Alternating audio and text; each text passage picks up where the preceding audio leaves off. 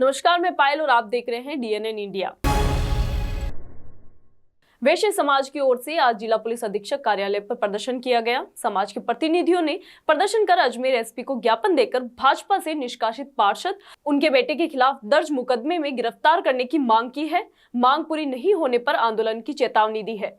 वैश्य समाज की ओर से आज जिला पुलिस अधीक्षक कार्यालय पर प्रदर्शन किया गया। समाज के प्रतिनिधियों ने प्रदर्शन कर अजमेर एसपी को ज्ञापन देकर भाजपा से निष्कासित पार्षद और उनके बेटे के खिलाफ दर्ज मुकदमे में गिरफ्तारी करने की मांग की है। मांग पूरी नहीं होने पर आंदोलन की चेतावनी भी दी है। वैश्य समाज के प्रतिनिधि दिनेश खंडेलवाल ने बताया कि समाज के एक प्रतिनिधि की जमीन पर भूमाफियाओं के द्वारा अतिक्रमण करने की कोशिश की जा रही थी, जिसकी सूचना पर वे मौके पर पहुंचे तो वहां नगर निगम की जेईएन जेसीबी के जरिए दीवार तोड़ रही थी। 2014 में दीवार का निर्माण करवाया गया था, लेकिन स्थानीय पार्षद के द्वारा इस जमीन पर नजर लगा रखी थी। पीड़ित से 50 लाख रुपए की डिमांड की जा रही है। मना करने पर जबरदस्ती कर परेशान किया गया। बाद में उनके साथ हाथापाई कर जान से मारने की कोशिश भी की गई। इस दौरान निगम के कर्मचारी भी शामिल थे। बाद में समाज के प्रतिनिधि के खिलाफ झूठी एफआईआर दर्ज करवाई गई। शनिवार छुट्टी के दिन निगम अधिकारी के द्वारा मिली भगत कर दबाव बनाने का काम किया गया। वैश्य समाज के द्वारा इसका विरोध जताया गया है। अजमेर एसपी को ज्ञापन देकर मामले में निष्पक्ष जाँच की मांग की गई है। पता है कि अभी परसों के दिन जो है हमारे समाज बंधु दिनेश खंडेलवाल पुत्र स्वर्गीय शंकरलाल जी खंडेलवाल, जिनकी पैतृक जमीन वहाँ पे 1973 से है, अपने अरावली विहार के अंदर 84 आवास रोड के ऊपर लगभग 1.25 बीघा करीब जमीन है। और उसके ऊपर जो है वो वहाँ की जो स्थानीय लोग हैं वो भूमाफिया जो है वो नजर गड़ा के बैठे हुए हैं। पहले भी इन्होंने अतिक्रमण किया था और ज्यादा अतिक्रमण करने के लिए और जमीन को हथियाने के लिए वो वहाँ पे प्रयासरत थे। जब ये बात उनको पता चली कि वहाँ पर कुछ ऐसी कार्रवाई हो रही है जो संदिग्ध कार्रवाई है, जब ये वहाँ पहुंचे तो उन्होंने देखा कि निगम की जो जेईएन है वो वहाँ पे मौजूद थी, निगम की कुछ कर्मचारी और निगम की जेसीबी वहाँ पे मौजूद थी और साथ ही वहाँ का जो है स्थानीय पार्षद भी वहाँ पर मौजूद थे। जबकि आप देखिए शनिवार का दिन था और उन्होंने क्या करा, वहाँ पे जाके निगम की जेसीबी से जो इनकी जमीन जो इनकी दीवार बनी हुई थी पहले से 2014 में जो दीवार बनी हुई थी उस दीवार को तोड़ने के बाद में नाले के अंदर उस दीवार का मलबा डाला और इनको ये कहा कि आपने जो ये मलबा नाले के अंदर डाल के इसको अवरोध किया है। मैं आपको ये बताना चाहता हूं कि इस प्रकार की कोई बात नहीं थी। 2014 में जो है वो दीवार बनी हुई थी और उनके पास इनकी वीडियो रिकॉर्डिंग है। जो दीवार इन्होंने वहां बनाई थी सुरक्षा की दृष्टि से, क्योंकि पहले से ही ये काम हो रहा था कि वो भूमाफिया जो जमीन के ऊपर नजर गड़ाए बैठा था। जब इन्होंने उसका विरोध किया तो उन्होंने कहा या तो हमको 50 लाख रुपए दो, तब तो हम आप इस जमीन को छोड़ देंगे, और नहीं तो फिर ये जमीन हमारे को बेच दो। ये बेचारा जो है कमजोर परिवार है, हमारे समाज का कमजोर परिवार है, घबरा के जब इसने वहां विरोध किया तो उन सब लोगों ने मिलकर इसके साथ मारपिटाई करी, इसको जान से मारने की धमकी दी। आप देख सकते हैं अभी कुछ समय पहले रूपनगढ़ का कांड हुआ था, उस बकायदा उसका नाम लिया इन्होंने कि रूपनगढ़ के हत्याकांड जैसा तेरा हाल कर देंगे, तेरे को जीने नहीं देंगे, तेरे को मार देंगे। ये वैश्य समाज का जो है बंधु है और वैश्य समाज ऐसी अवैध गतिविधियों को, ऐसी धमकियों को बिल्कुल बर्दाश्त नहीं करेगा। हम आपको ये बताना चाहते हैं कि आप इसको बिल्कुल अकेला न समझे। जो इसकी पैतृक जमीन है 1973 से जमीन है, वाजिब इसके पेपर है। आप देख सकते हैं इसके पूरा का पूरा ये चैन जो है वो लेके आया हुआ है और उसके अंदर साफ साफ दिखा हुआ है कि कौन सी जो नाले की जमीन है, कौन सी इसकी खुद की जमीन है। हाई कोर्ट से जीता हुआ है, एडीए से केस जीता हुआ है और इसको बकायदा जो है क्लीन चिट मिली हुई है इस जमीन के अधिकार क्षेत्र को लेकर। उसके बावजूद भी भूमाफियाओं द्वारा भूमाफिया वहाँ के स्थानीय पार्षद है, वीरेंद्र वालिया जी हैं, उनके सपूत अमित वालिया हैं, पुनीत वालिया हैं, ऐसे जो लोग हैं वो वहाँ पर मौजूद थे। और मैं तो ये पूछना चाहता हूँ कि निगम के जो अधिकारी है वो किस हैसियत से वहाँ पे गए थे? अगर उनको दीवार तोड़नी थी, उनको ये पता था वो अतिक्रमण है, तो उनको नोटिस देना चाहिए था। 3 दिन का नोटिस देते, आप वहाँ पे जाते। और ऐसी भी क्या जल्दबाजी की शनिवार के दिन आप जैसी। अजमेर शहर के दयानंद कॉलेज में 17वीं MDSU Ajmer inter collegiate tournament का आयोजन किया गया, जिसमें आज पहले दिन खो खो पुरुष खेल का आयोजन किया गया। अजमेर शहर के दयानंद कॉलेज में 37वीं MDSU Ajmer inter collegiate tournament का आयोजन किया गया, जिसमें आज पहले दिन खो खो पुरुष खेल का आयोजन किया गया, जहां कार्यक्रम की अध्यक्षता कॉलेज प्राचार्य लक्ष्मीकांत ने की। वहीं दूसरी ओर कॉलेज प्राचार्य लक्ष्मीकांत ने मीडिया से वार्ता के दौरान बताया कि भंवर सिंह पलाड़ा के नेतृत्व में खो खो जैसे ग्रामीण खेल को अंतर्राष्ट्रीय स्तर तक ले जाने के लिए इस खेल प्रतियोगिता का आयोजन किया गया, जहाँ भंवर सिंह पलाड़ा के पुत्र शिव सिंह पलाड़ा राज्य स्तर पर खो खो खेल का प्रतिनिधित्व कर रहे हैं। दयानंद कॉलेज में आयोजित टूर्नामेंट में और भी खेलों का आयोजन आगामी दिनों में किया जाएगा, जहां आज पहले दिन खो खो खेल को पूरे अनुशासन के साथ आयोजित करवाया गया और खेल मैदान के वातावरण को पूर्णतः स्वच्छ रखा गया। वहीं प्रतिभागियों के लिए आवश्यक सभी सुविधाएं कॉलेज के द्वारा दी जाएगी। आगामी दिनों में आयोजित होने वाले खेलों के लिए खेल को खेल की भावना से खेला जाए जैसी भावना के तहत आयोजित किए जाएंगे। वहीं मुख्य अतिथि के तौर पर शिव सिंह पलाड़ा रहे। आज दयानंद कॉलेज अजमेर में MDSU के 37th inter collegiate kho kho main का आयोजन किया जा रहा है और मैं बहुत ही गौरवान्वित महसूस कर रहा हूं कि खो खो जो एक ग्रामीण खेल थी उसको अंतरराष्ट्रीय पटल पर पहुंचाने के लिए श्री भंवर सिंह पलारा साहब और डॉक्टर असगर अली इन्होंने बहुत प्रयास किया और आज माटी से मैट तक ले आए इस गेम को। इसके लिए पलारा साहब और डॉक्टर असगर अली इसके बधाई के पात्र हैं। और आज के हमारे जो मुख्य अतिथि हैं शिव सिंह जी पलाड़ा, ये भंवर सिंह जी के सुपुत्र हैं और ये भी खो खो में राजस्थान के लेवल पर प्रतिनिधित्व कर रहे हैं। मैं इनका धन्यवाद करता हूं, स्वागत भी करता हूं और मुझे पूर्ण विश्वास है कि जैसे ये गेम आज होगा और पूरे हम रूल्स नियम कायदे अनुसार हम गेम्स कराएंगे और खेल की भावना को बरकरार रखते हुए ये पूरा टूर्नामेंट चलेगा। और इसके बाद भी हम 7-8 और गेम्स का भी जो MDSU की गेम्स है उसका आयोजन करेंगे। और आज पहला टूर्नामेंट है और पहले ही दिन बहुत अच्छा वातावरण है यहाँ पर। जैसे कि पलारा साहब ने बताया कि व्यवस्थाएं बहुत अच्छी हैं और हम एश्योर करते हैं कि विद्यार्थियों को वो सभी सुविधाएं दी जाएंगी जो एक खिलाड़ी को मिलनी चाहिए और बहुत अच्छे से टूर्नामेंट का रन करेंगे हम। अंतर महाविद्यालय खो खो पुरुष प्रतियोगिता का आयोजन दयानंद महाविद्यालय के द्वारा किया जा रहा है और आज के हमारे मुख्य अतिथि थे शिवराज सिंह जी पलाड़ा जो राजस्थान खो खो संघ के अध्यक्ष भी हैं और कार्यक्रम की अध्यक्षता कर रहे हैं डॉक्टर लक्ष्मीकांत जी प्राचार्य दयानंद महाविद्यालय। आप वैसे ही खेल प्रेमी हैं और DAV कॉलेज में निश्चित रूप से जो भी प्रतियोगिताएं या जो भी जिम्मेदारी विश्वविद्यालय द्वारा हमें दी जाती है तो हमारा पहला ध्येय रहता है कि खिलाड़ियों को अच्छी सुविधा मिले, अच्छा मैदान मिले, अच्छी निर्णायक ऑफिशिएटिंग मिले और वो हम देते हैं बाखूबी। और हम चाहते हैं कि यहाँ से अच्छे खिलाड़ी अपना प्रतिनिधित्व करके विश्वविद्यालय का प्रतिनिधित्व करें और एक विश्वविद्यालय को मजबूत टीम यहाँ से हम चयन करके देंगे और निश्चित रूप से विश्वविद्यालय का नाम। अजमेर शहर की नवनियुक्त पुलिस अधीक्षक वंदिता राणा के निर्देशन पर अजमेर शहर में चेकिंग अभियान चलाया गया, जिसके तहत कृष्णगंज पुलिस थाना में एरिया डोमिनेशन के तहत चेकिंग अभियान चलाकर थाना क्षेत्र के कुल 23 आदतन अपराधियों को गिरफ्तार किया। जहां बताया जा रहा है कि 23 आदतन अपराधियों में से 19 अपराधियों पर पहले से ही मुकदमे दर्ज हैं। अजमेर शहर की नवनियुक्त पुलिस अधीक्षक वंदिता राणा के निर्देश पर अजमेर शहर में चेकिंग अभियान चलाया गया, जिसके तहत शहर के समस्त थाना अधिकारियों को अजमेर में history sheeter, mafia, mobile snatcher, purse snatcher, chain snatcher व अन्य चोरियों के आदतन अपराधियों को अभियान चलाकर संभावित घटनाओं पर अंकुश लगाने व अपराधियों के विरुद्ध प्रभावी कार्यवाही हेतु चेकिंग अभियान के दौरान अधिक से अधिक कार्यवाही के निर्देश दिए, जिसके तहत कृष्णगंज पुलिस थाना में एरिया डोमिनेशन के तहत कृष्णगंज पुलिस थाने में एरिया डोमिनेशन के तहत चेकिंग अभियान चलाकर थाना क्षेत्र के कुल 23 आदतन अपराधियों को गिरफ्तार किया गया। जहां बताया जा रहा है कि 23 आदतन अपराधियों में से 19 अपराधियों पर पहले से ही मुकदमे दर्ज हैं। जहां अपराधियों को दस्तयाब कर पूछताछ की गई। जहां थाना अधिकारी अरविंद सिंह चारण ने मीडिया से वार्ता के दौरान बताया कि इस अभियान से आमजन में विश्वास व अपराधियों में डर पैदा करना है। जिला अजमेर में माननीय SP साहब श्रीमती वंदिता राणा के निर्देशन में एरिया डोमिनेशन की कार्रवाई की जा रही थी, जिसके अंतर्गत थाना आ जाके जितने भी पुराने अपराधी है, HS है, उनको चेक करना और उनकी संदिग्ध गतिविधियाँ पाए जाने पे उनको प्रोएक्टिव पुलिस के हिसाब से उनको पाबंद किया जाना। इसी कार्रवाई के अंतर्गत आज एरिया डोमिनेशन में हमने 23 जनों को शांतिपूर्ण में गिरफ्तार किया गया है। इनमें से 4 HS है और 19 लोग वो हैं जिनके खिलाफ कोई न कोई आपराधिक मुकदमे दर्ज है।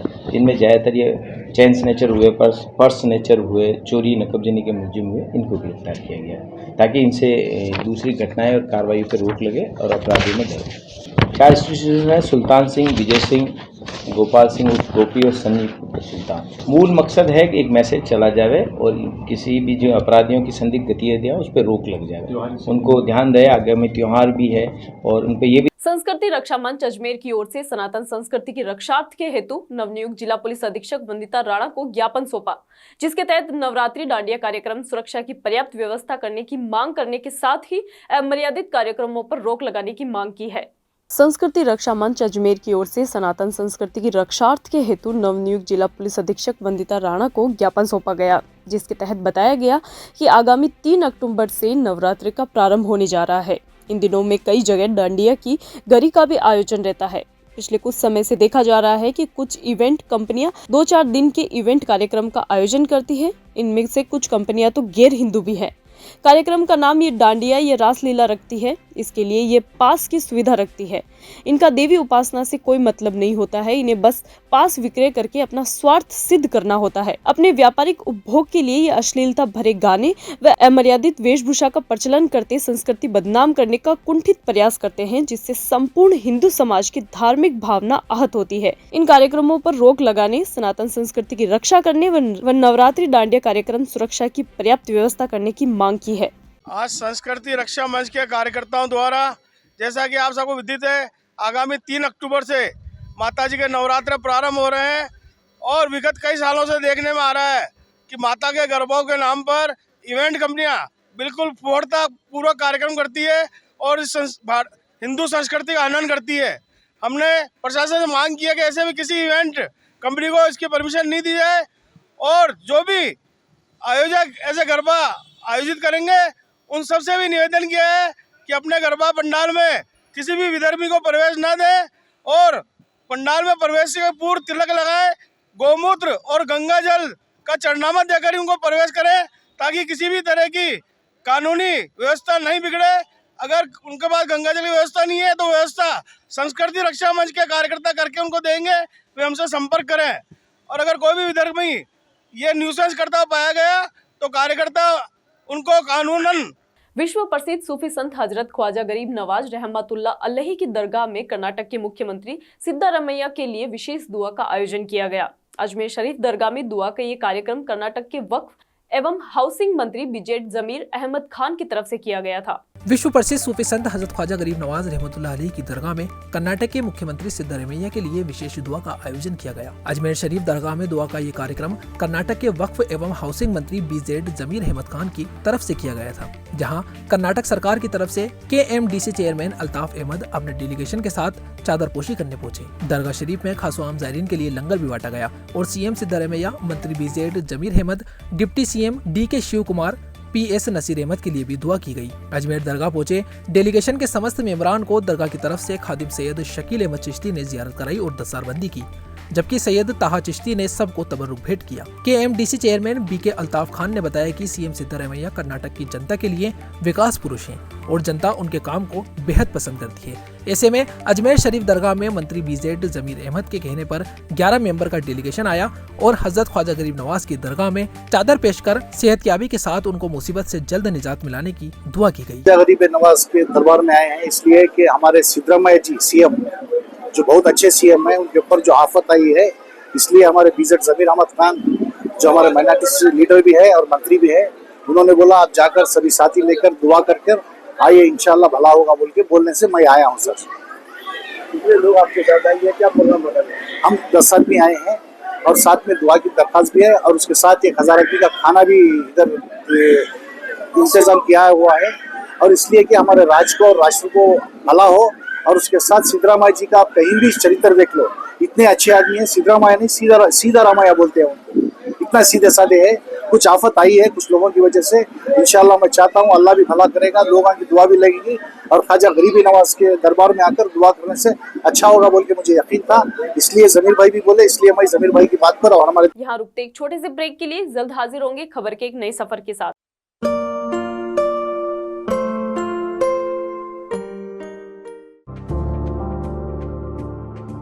Excited? Holidays will be very boring for me.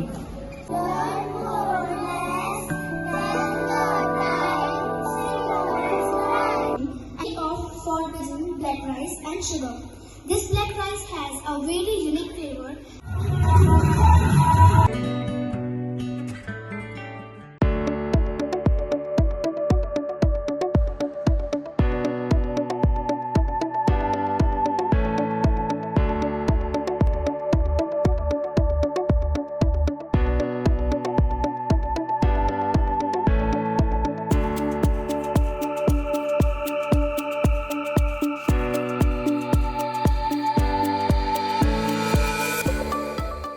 Rajasthan का अजमेर शहर भले ही स्मार्ट सिटी न बन पाया हो, लेकिन नसीराबाद छावनी परिषद अब जल्द स्मार्ट सिटी में जरूर बदल जाएगा।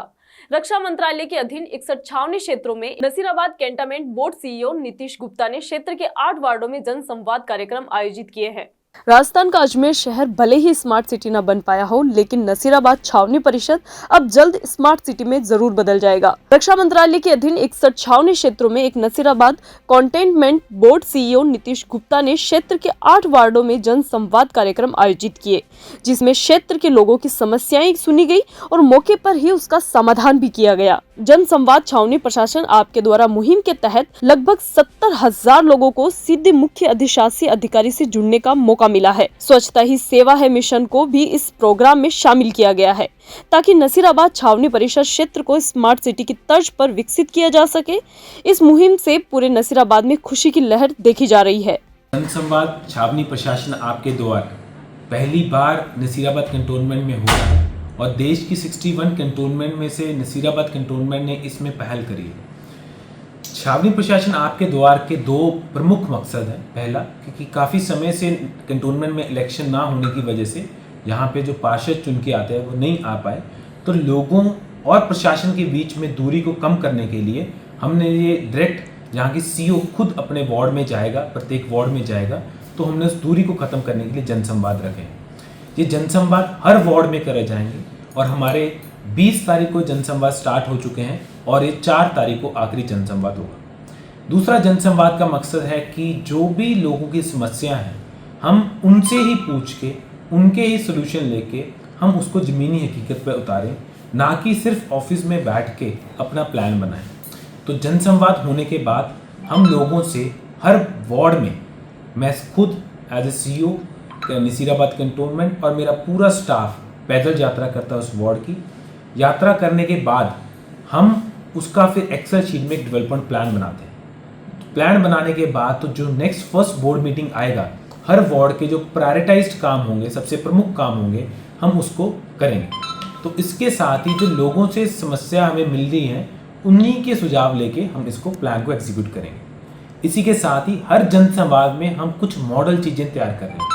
जो आज का जनसंवाद है वार्ड नंबर 5 में हो रहा है, आज हम मॉडल टॉयलेट और मॉडल कचरा बिन जो कि अजमेर नगर निगम में है वो लॉन्च करने जा रहे हैं। अगर लोगों को वो पसंद आता है तो पूरे नसीराबाद में मॉडल टॉयलेट बना दिए जाएंगे उसी स्तर पे, और मॉडल कचरा बिन जो कि जहाँ पे पहले कचरा हमारा ऐसे ही फेंक देते थे तो उसको एक क्लोज्ड कैबिन में फेंका जाएगा।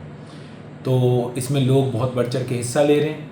तो मैं आप जितने भी जनसंवाद बचे हैं, मैं बाकी लोगों से भी अनुरोध करता हूं कि अपनी समस्या प्रशासन तक पहुंचाने के लिए इसमें बढ़ चढ़ के हिस्सा लें। धन्यवाद। सामाजिक कार्यों में सदैव अपनी अग्रणीय भूमिका रखने वाले सामाजिक संगठन श्री महेश सेवा संस्थान अजमेर द्वारा सदैव सराहनीय कार्य किए जाते रहे हैं। इसी क्रम में कोटड़ा स्थित उड़ान अकादमी के 2 सेंटर पर लगभग 251 बच्चों को गणवेश वितरण एवं भोजन व्यवस्था का आयोजन किया गया। सामाजिक कार्यों में सदैव अपनी अग्रणीय भूमिका रखने वाले सामाजिक संगठन श्री महेश सेवा संस्थान अजमेर द्वारा सदैव सराहनीय कार्य किए जाते रहे हैं। इसी क्रम में कोटड़ा स्थित उड़ान अकादमी के 2 सेंटर पर लगभग 251 बच्चों को गणवेश वितरण एवं भोजन व्यवस्था का आयोजन किया गया। यहाँ पर सभी बच्चे साधनहीन और विपन्न परिवारों से हैं। इनमें से कई बच्चे विद्यालय भी नहीं जा पा रहे हैं, लेकिन जनसेवा उड़ान संस्था द्वारा एक प्लेटफॉर्म स्थापित किया गया है, जिनके सौजन्य से ये सभी बच्चे निःशुल्क शिक्षा एवं भोजन प्राप्त कर रहे हैं। इनमें से एक बच्चे का गत वर्ष MBBS में चयन भी हुआ है और 3 बच्चे IIT में चयनित हुए हैं। उड़ान अकादमी के निर्देशक सुनील जोश द्वारा पूरे अजमेर शहर में लगभग 600 साधनहीन बच्चों को शिक्षा एवं भोजन उपलब्ध कराया जा रहा है। इसी कार्यक्रम में मुख्य रूप से माहेश्वरी समाज के गणमान्य लोगों ने उपस्थिति दर्ज कराई। श्री महेश सेवा संस्था के सदस्य नवीन मंत्री ने बताया कि भविष्य में भी इन साधनहीन परिवारों के बच्चों को शिक्षा हेतु हर संभव सहायता व सहयोग उपलब्ध कराया जाएगा। उड़ान एकेडमी द्वारा संचालित 2 सेंटर इस तरीके के हैं इस एरिया के अंदर, कोटड़ा एरिया के अंदर, जिसके अंदर झुग्गी झोपड़ियों में जो बच्चे रह रहे हैं, जो साधनहीन हैं, विपन्न हैं, उन बच्चों को पढ़ाने का काम श्री सुनील जी जोश द्वारा किया जा रहा है। उन्हीं बच्चों को एक श्री महेश सेवा संस्थान अजमेर की ओर से एक तुच्छ भेंट हमने गणवेश के रूप में और उनकी भोजन व्यवस्था आज की जो है वो प्रदान करी है। तो इस सब के लिए श्री महेश सेवा संस्थान अजमेर का हम हार्दिक धन्यवाद कहते हैं। और श्री सुनील जी जोश जो इसको इन सेंटरों को चला रहे हैं, उनका भी हम बहुत बहुत धन्यवाद। सेंटर में जो झुग्गी झोपड़ी में रहने वाले जो साधनहीन हैं, जो विपन्न हैं और जो बच्चे जिनके माता पिता मजदूरी करके अपना गुजारा कर रहे हैं और जिनको साधन नहीं मिल रहे, स्कूल में विद्यालय में पढ़ने की व्यवस्था नहीं मिल पा रही है, ऐसे बच्चों। अजमेर की नवनियुक्त SP वंदिता राणा ने पुष्कर थाना और इजरायली धर्म स्थल बेदखबाद का निरीक्षण किया। पुष्कर थाने पर राणा को पुलिस ने गार्ड ऑफ ऑनर दिया। इसके बाद पुष्कर थाने में अतिरिक्त पुलिस अधीक्षक ग्रामीण दीपक कुमार शर्मा, सीओ ग्रामीण रामचंद्र चौधरी और सीआई राकेश यादव के साथ बैठक ली।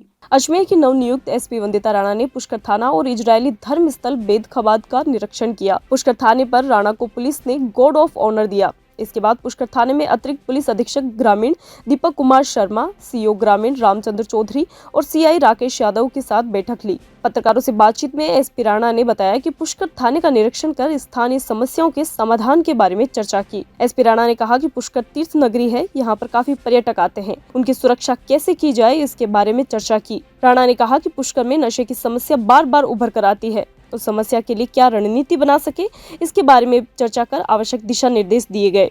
इसके बाद उन्होंने इजरायलियों के धर्म स्थल बेद खबाद का निरीक्षण किया और सुरक्षा व्यवस्था की जांच की। एसपी राणा ने कहा कि बेखबाद की सुरक्षा व्यवस्था काफी सही है और विदेशी पर्यटकों की सुरक्षा व्यवस्था का पूरा ध्यान रखा जाएगा तथा इस दौरान विदेशी पर्यटकों से चर्चा करने पर उन्होंने बताया कि वे काफी सुरक्षित हैं और उन्हें काफी अच्छा लग रहा है, किसी प्रकार का कोई डर और खतरा नहीं है। आज जो हमारे अजमेर ग्रामीण के थाने हैं उस सर्किल के थानों के निरीक्षण के साथ साथ पुष्कर का भी निरीक्षण किया जा रहा है। पुष्कर थाने में मैं अभी रुके आई हूँ, अपनी पूरी जो टीम है उसके साथ बैठ के जो भी सिक्योरिटी कंसर्न्स है उनके बारे में डिस्कस किया गया।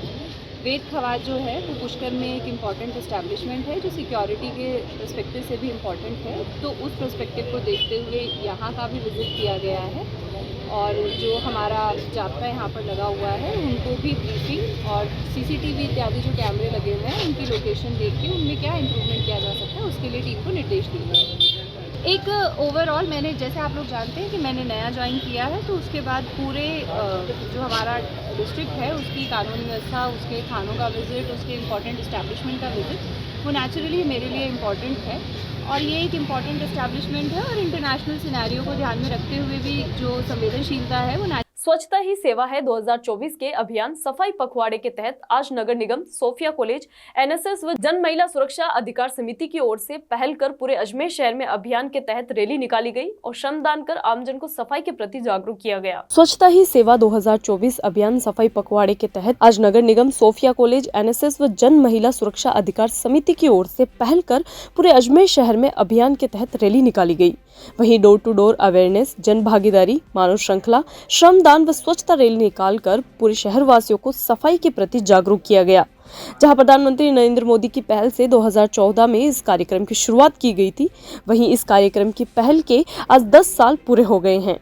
वहीं दूसरी ओर कॉलेज के सभी छात्र छात्राओं, सफाई कर्मचारियों व वार्ड के पार्षदों सहित आमजन ने इस अभियान में बढ़ चढ़कर भाग लेकर सभी शहरवासियों को सफाई के प्रति जागरूक किया व अभियान के तहत शपथ ली कि सभी प्रतिदिन अपने आसपास सफाई का ध्यान रखेंगे, शहर के नगर निगम का सफाई कार्यक्रम में सहयोग करेंगे। अभी वर्तमान में जैसा आपको मालूम है कि माननीय प्रधानमंत्री नरेंद्र मोदी जी ने 2014 के बाद इस स्वच्छता अभियान की जो शुरुआत की थी और जो इसमें अभी जो महात्मा गांधी जी की जो भी जयंती आने वाली है, इसी के तहत ये पखवाड़ा यहाँ में मनाया जा रहा है। ये वार्ड सर्किल जो हमारा सर्किल संख्या 10 है, उनके हमारे सब कर्मचारी, पार्षदगण और साथ ही सोफिया कॉलेज की जो स्टूडेंट्स हैं, इनकी भागीदारी से ये स्वच्छता सेवा के रूप में पखवाड़ा मनाया जा रहा है। आज यहाँ शपथ सबको दिलाई जाएगी और साथ ही दिलाई जा रही है और साथ ही सबको जो हम यहाँ पे श्रमदान करते हुए रैली के रूप में आम नागरिक को जागरूक करने का प्रयास करें। स्वच्छता ही सेवा अभियान के तहत 2014 से चलते चलते 2024 तक 10 वर्ष हो गए हैं।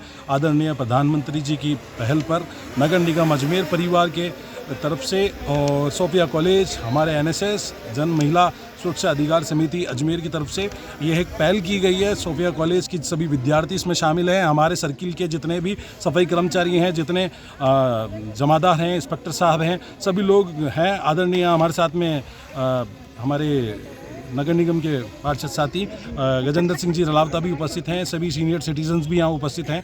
तो यहाँ हम सब लोग मिलकर रैली निकाल रहे हैं, स्वच्छता की शपथ ली है सभी ने। ये मैसेज हम सभी गलियों में, कॉलोनीज़ में और हमारे जितने भी मित्रगण हैं और रिश्तेदारों में बताएंगे और कोशिश ये करेंगे हम लोग कि प्रतिदिन हम सफाई रखें, आसपास में सफाई रखें, गंदगी किसी को फैलाने नहीं दें। तो यही शपथ हम सब ने लिए। हम यहाँ से रैली निकालेंगे, रैली के बाद में सफाई अभियान में सभी लोग शामिल होंगे और सफाई करेंगे और सबको एक ही मैसेज देंगे पूरे अजमेर की आवाम को कि साफ़ सफाई में पूरा नगर निगम का सहयोग करें। अजमेर में केंद्रीय विद्यालय क्रमांक 2 में राष्ट्रीय एकता पर्व के तहत एक भारत श्रेष्ठ भारत व कला उत्सव के तहत रंगारंग कार्यक्रम का आयोजन किया गया। इन कार्यक्रमों के जरिए छात्रों को एक भारत श्रेष्ठ भारत का संदेश दिया गया। अजमेर में केंद्रीय विद्यालय क्रमांक 2 में राष्ट्रीय एकता पर्व के तहत एक भारत श्रेष्ठ भारत व कला उत्सव के तहत रंगारंग कार्यक्रम का आयोजन किया गया। इन कार्यक्रमों के जरिए छात्रों को एक भारत श्रेष्ठ भारत का संदेश दिया गया। इस 2 दिवसीय कला उत्सव में अजमेर संकुल के अंतर्गत 8 केंद्रीय विद्यालयों के 240 छात्र छात्राओं ने भाग लिया। इस कार्यक्रम का मुख्य उद्देश्य विभिन्न क्षेत्रों की विविध परंपराओं, भाषाओं और विरासत को जानना और प्रोत्साहित करना है। विभिन्न प्रतियोगिताओं में विद्यार्थियों ने अपने कला का प्रदर्शन किया, जहां संगीत प्रतियोगिता में शास्त्रीय संगीत, ऑर्केस्ट्रा, लोकगीत, माइम और वाद्य यंत्र की प्रस्तुतियों ने दर्शकों को मंत्रमुग्ध कर दिया। असम की लोक कला व संस्कृति की प्रदर्शनी लगाई गई। छात्रों ने समूह गान, समूह नृत्य, क्लासिकल व आदिवासी लोक नृत्य, वोकल म्यूजिक, चित्रकला और प्रदर्शनी आदि गतिविधियों के आयोजन में बढ़ चढ़कर भाग लिया। वहीं दूसरी ओर विद्यालय प्राचार्य देवेंद्र कुमार देरान ने मुख्य अतिथि एवं आमंत्रित अतिथियों का साफा पहनाकर व हरित पौधा भेंट कर स्वागत किया।